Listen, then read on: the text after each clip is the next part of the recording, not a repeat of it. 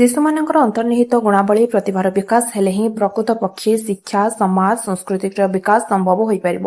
ଏ ପ୍ରକାର ଲକ୍ଷ୍ୟ ଆଭିମୁଖ୍ୟ ନେଇ ଗଞ୍ଜାମ ଜିଲ୍ଲା ଖଲିକୋଟ ବ୍ଲକ କନକା କ୍ଲଷ୍ଟର ତରଫରୁ ଆଜି ଆଶ୍ରମ ବିଦ୍ୟାଳୟ ଗୁହାରିଆପାଟଠାରେ କ୍ଲଷ୍ଟର ସ୍ତରୀୟ ଶିଶୁ ମହୋତ୍ସବ ସୁରଭି ଆନୁଷ୍ଠାନିକ ରୀତିରେ ଅନୁଷ୍ଠିତ ହୋଇଯାଇଛି। ଆଞ୍ଚଳିକ ସାଧନ କେନ୍ଦ୍ର ସଂଯୋଜକ ଡକ୍ଟର ଦ୍ୱାରିକାନାଥ ମହାରାଣା ପ୍ରାକ୍ ସୂଚନା ପ୍ରଦାନ ପରେ ଅତିଥିମାନେ ମଞ୍ଚାସୀନ ହୋଇଥିଲେ।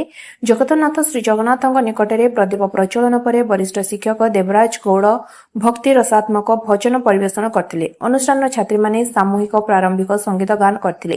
ଏହି ଅବସରରେ ଆୟୋଜିତ ଉତ୍ସବରେ ଅନୁଷ୍ଠାନର ପ୍ରଧାନ ଶିକ୍ଷୟିତ୍ରୀ ଶ୍ରୀମତୀ ରେଣୁକା ବେହେରା ସଭାପତିତ୍ୱ କରିଥିବା ବେଳେ ସରକାରୀ ଉନ୍ନୀତ ଉଚ୍ଚ ବିଦ୍ୟାଳୟ ସମଲର ପ୍ରାକ୍ତନ ପ୍ରଧାନ ଶିକ୍ଷକ କୃଷ୍ଣଚନ୍ଦ୍ର ବେହେରା ମୁଖ୍ୟ ଅତିଥି, ଯୁବ ସମାଜସେବୀ ମନୋଜ କୁମାର ଗୌଡ଼ ସ୍ୱତନ୍ତ୍ର ଅତିଥି, ସାକିର ବିଦ୍ୟାଳୟର ପ୍ରଧାନ ଶିକ୍ଷକ ହରେକୃଷ୍ଣ ବେହେରା, ସରକାରୀ ଉନ୍ନୀତ ଉଚ୍ଚ ବିଦ୍ୟାଳୟ ସମଲର ଶିକ୍ଷକ ଦ୍ରିନାଥ ସ୍ୱାଇଁ, ପାଳ ଧୁଆପଲ୍ଲୀ ଉଚ୍ଚ ପ୍ରାଥମିକ ବିଦ୍ୟାଳୟର ପ୍ରଧାନ ଶିକ୍ଷକ ଦେବରାଜ ଜାନି ପ୍ରମୁଖ ସମ୍ମାନିତ ଅତିଥି ରୂପେ ଯୋଗଦେଇ ଶିଶୁଙ୍କ ସୃଜନଶୀଳତା, ସାମାଜିକ ସମ୍ପୃକ୍ତି, ନୈତିକତା, ଚିତ୍ର, ଗଳ୍ପକଥନ, ପ୍ରବନ୍ଧ ଲିଖନ, ବକ୍ତୃତା, ତର୍କ, ସାଂସ୍କୃତିକ କାର୍ଯ୍ୟକ୍ରମ ଆଦିରେ ଅଂଶଗ୍ରହଣ ଫଳରେ ଲୁକ୍କାୟିତ ପ୍ରତିଭାର ପରିପ୍ରକାଶ ସହଜସାଧ୍ୟ ହେବ। ଭୟଶୂନ୍ୟ ହୋଇ କାର୍ଯ୍ୟ କରିବା ଆଦି ବହୁବିଧ ଦିଗ ଉପରେ ସାରସ୍ୱତ ଆଲୋଚନା କରିଥିଲେ।